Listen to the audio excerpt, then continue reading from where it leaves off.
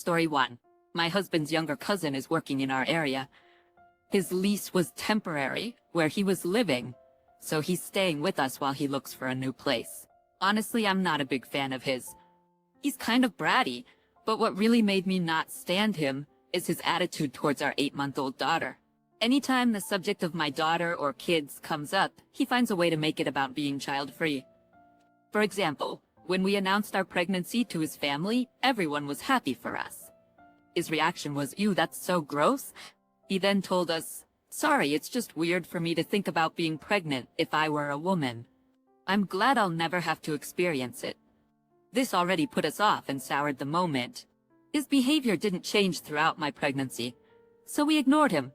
After our daughter was born, he threw a fit because my in-laws sent him a couple of pictures.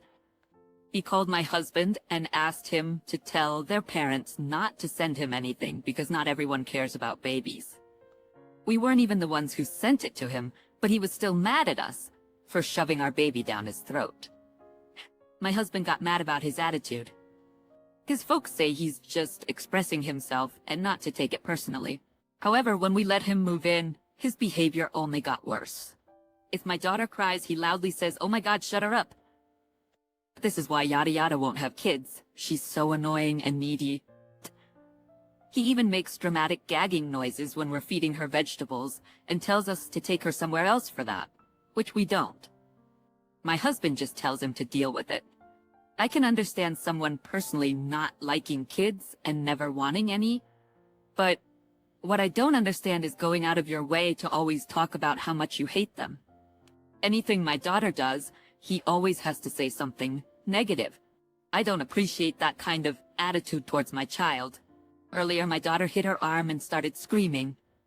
I calmed her down, but after a minute, without asking for his opinion, he says, "You guys had a month to think about this. You did this to yourselves." So I snapped at him that if he hates babies so much, then he is welcome to get the hell out of my house.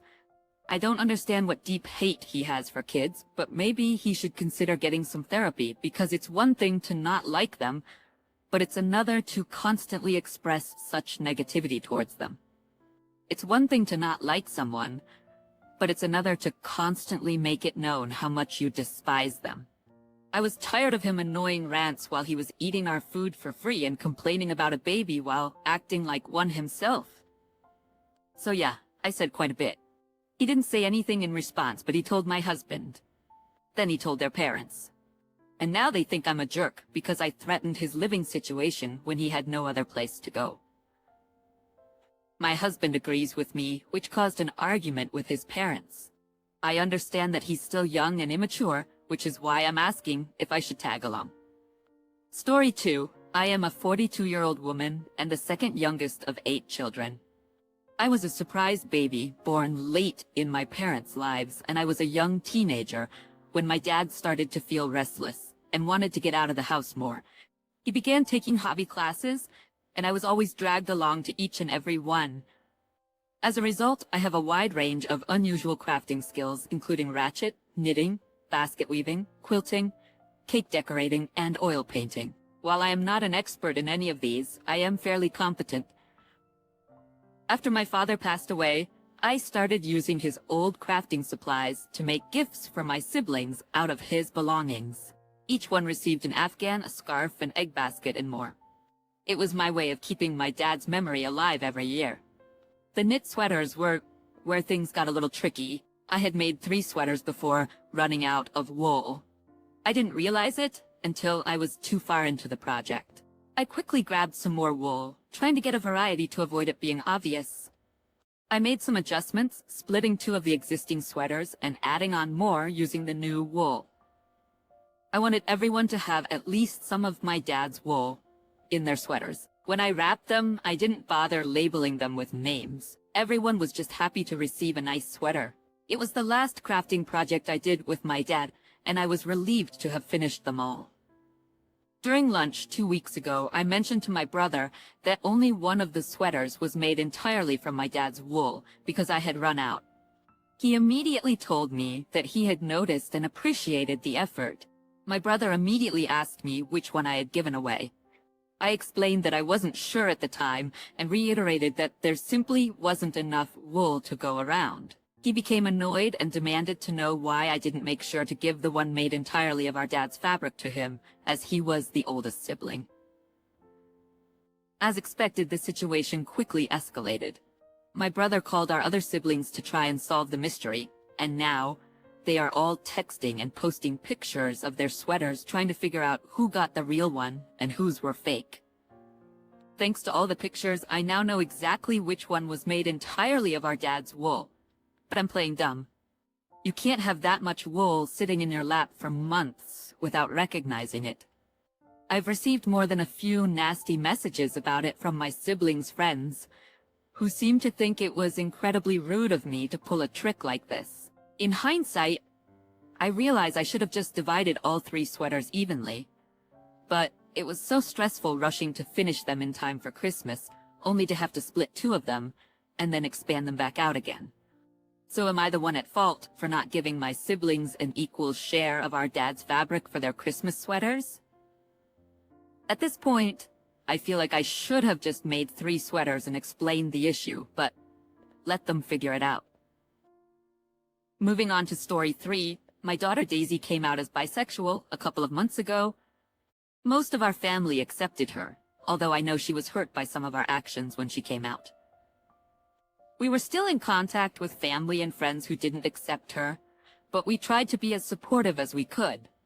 A little while after she came out, she introduced us to her girlfriend. She was a lovely woman who clearly adored our daughter. However, about a year ago, rumors started circulating, apparently spread by my other daughter Rachel, that her girlfriend used to be a man. We didn't believe it, but eventually Daisy confirmed that her girlfriend was transgender. It was a shock and difficult to process. This also caused a rift between our daughters. Now on to the issue at hand. Yesterday, we decided to have a small gathering with just the 4 of us, myself, my wife, and our 3 daughters. We enjoyed a delicious meal together. We had a delicious meal and talked a lot. In general, we were having a good time. I could tell that there was some tension between our daughters, but I thought they could handle it. Then I decided to ask Daisy, "What is your girlfriend doing right now?" To which Rachel replied, "Yeah, what is he doing?" This immediately angered Daisy, and they started insulting each other. Luckily, I managed to change the subject and tell them to calm down before they got into an actual fight. After Rachel left, Daisy confronted me about this. She was angry that I did not defend her or at least say something to Rachel. Now, I agree that what Rachel said was rude, but it was Daisy who insulted her sister and worsened the situation.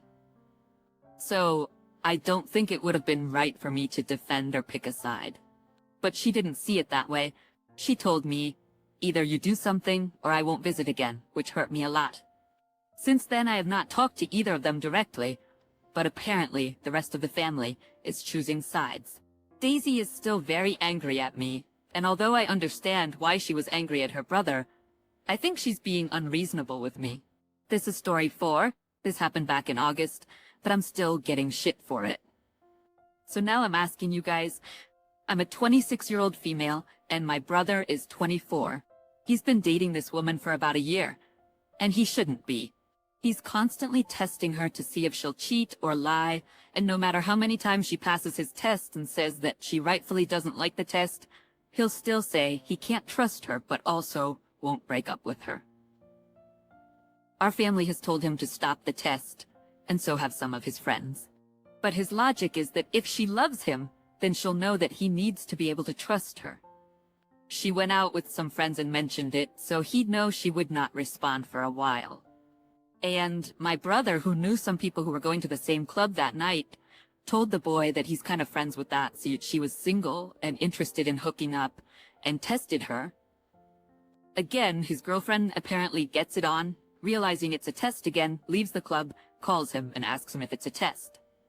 When my brother tells her that it is, she dumps him and says she's either going to go hook up with the man who flirted with her if he's still up for it, or find someone else. Find someone else to hook up with, since she can't handle my brother's craziness anymore. My brother is very upset and she hangs up on him, So he goes to our family in the kitchen, mom, dad, me, and my sister, to tell us what happened.